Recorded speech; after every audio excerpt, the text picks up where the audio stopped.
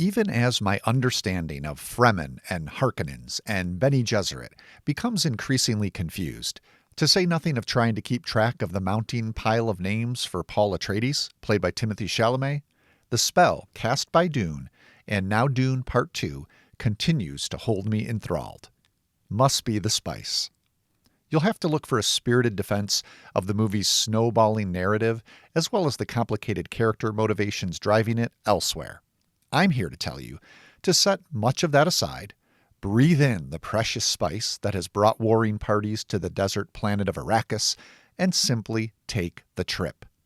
It's not Paul and his perplexing quest to lead the indigenous Fremen in a defense of their world that captivates me about Dune Part 2. Instead, it's the sounds of whirring machines in vast, hollow spaces, the textures of the fabrics and armor worn by the massive cast of characters, and the ever-shifting, sifting play of sand and light on a planet that seems to exist of only those two things.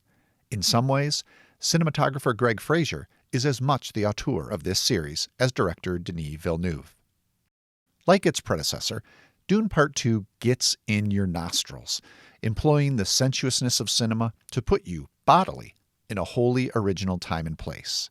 Beyond that sand, Part 2 also incisively incorporates the unexpected element of water, presented here as precious, even holy.